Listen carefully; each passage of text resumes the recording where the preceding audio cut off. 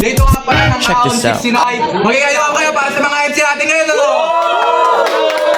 At sa aking kanan, nandito si... Kung tumutulog ang gitara sa akin, makinig ka sana, dumungo ko sa bintana. Repic pa yata. Dito. Magigay. At sa aking kaliwa, magigay para... Ang dulo at sa kalagitnaan ng gera at digmaan at to'y magkabila. Barit hindi pa nag-coin toss. Coin toss tayo ngayon. Oo. Ibon. Aso. Una, para kay Lindsay. Go! Round 1. Ano nga pala ang iyong name?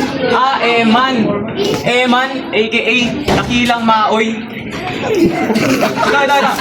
Dakilang Maoy. Pagkat aking nasaksihan ang kanyang kabaklaan, nag-ML kami, hero niya inaban, inaya to ng suntukan.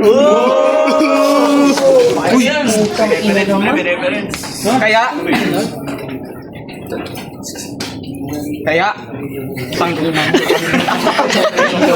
Hero niya inaban, wait lang. Yo. Kaya siya nasuntukan. Kaya kahit ikaila mo, hindi na magbabago pananaw ko sa iyo, aparesyo, tarantadong siraulo. Kaya wala ka nang maluloko dito, boy. Nakatala na ang ngalan mo sa aklat ng mga maoy. Unang banat para kay Maoy. Sa wakas, nabigyan din ng laban sa tagal ng panahon. Umuusok pa sa init yung ginising mo na dragon. Nagpahinga lang ako saglit, bigla ka kaagad nagahamon. Lakas naman ng loob mo, narapin ako ngayon. Ito si round 1 game. Siya nga pala si Renz Dave Kusipag. Yung puro lang naman comment, di naman kayang sabihin sa personal. Mag-aaya ka ng kinabukasan, tapos bigla mong pinatagal. Ano ka, kupal? Di ka lang galing squatter boy, amoy ka pa, imbornal. Tandaan mo umiingay lang yung bading pag pinapasukan sa anal. Speaking of banal, paano kung yung style tol ng yung idol nila Ruko Pet mo gamit? Pagkapasok unang ulo, pari wag ka magagalit. Ang laki pala ng punit. Baon kay idol, pagkaungol, bunot ko itong kaya.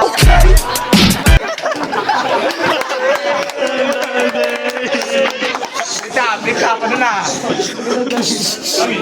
Time. Pangalawang banat para kay Lindsay.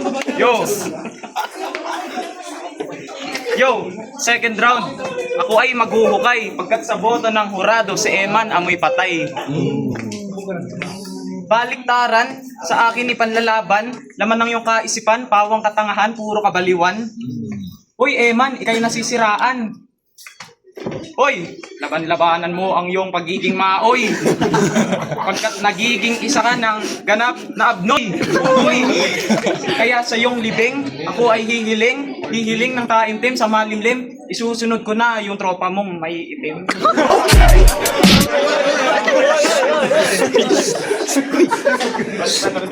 Time. Pangalawang banat para kay Lil J. Okay, round 2. Numbers don't lie. So what you gonna do, ha? Ipapaalala ko lang sa'yo kung wala kang clue na ngayong round 2, pag-uusapan natin yung laban natin ng 2 on 2. Sino nakakaalala dito nung 2 on 2 last year? Yung match up medyo diado. Di pa kasi nagsisimula yung laban, yung kakampi ko may tama na sa ulo. Biruin mo 2 rounds nag-choke, pero di na para ibalik yung mga naganap. Di ko na kasi kailangan pa na magpanggap. Kasi sobrang lakas ko, sinilat ko kayong dalawa kahit ako lang mag-isa yung umarap.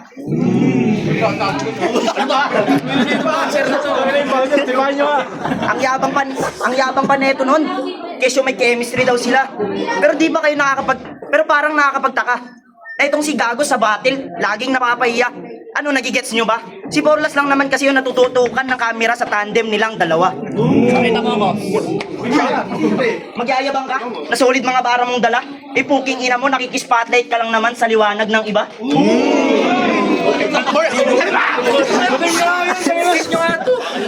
Pinapangalandakan ba neto na naitutuma niya daw lahat? Galing no? Nagmamagaling yung mukhang burat. Sa bawat battle lagi ka naman nagkakalat. Magyayabang ka sa akin, puking ina mo, tanga ka naman magsulat. At bakit ko siya kinudya? Siya pa simpleng inuga. Kasi ang daming tutugma sa mo, tangina mo yung mo sa mo lang tinutugma. Puro kadyat. Panay ka naman, Kap. Ngayon, kanino kayo hihingi ng tulong? Gusto nyo biglaan call out? Next nyo dito si Kapulong. Boy Chok. Huling banat para kay Lindy. Yo, third round. Engot. Big up, ano na? Yo, third round. Engot. Pahiya ako. Yan ang kanilang layunin. Nagtutulong-tulong sila para lamang ako'y pabagsakin. Pero ako'y tatayo pa rin. Kasi ang kapal ng shield ko.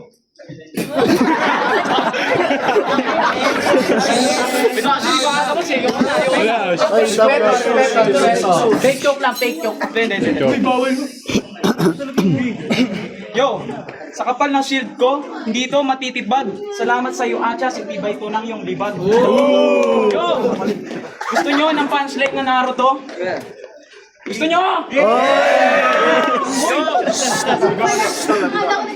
Gamit ang aking sharing gun ay inyong mapapakinggan, mga tagapakinig di yan tignan kung paano tumatalo si N-Man harap sa iyong kanan, lamunin mo aking rasenggan.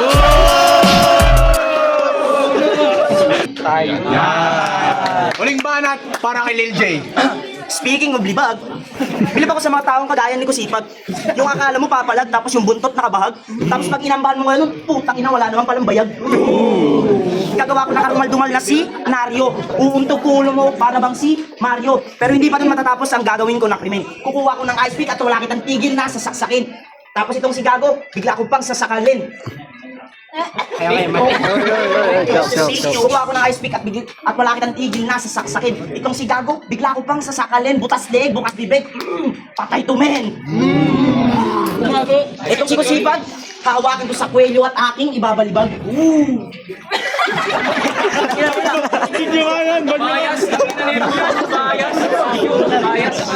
Itong si Kusipag, hahawakan ko sa kwelyo at aking ibabalibag. Ihahampas ko na ganun, tapos yung katawan mo aakyat ko ng ilang palabag. Hatakin ko titi mo pagkatapos kitang ilaglag. Pero tangina, bakit yung dibdib ko parang lumuwag? Tangina, natakon ko pala yung isa kong body bag. Diba? Tinagos kita sa...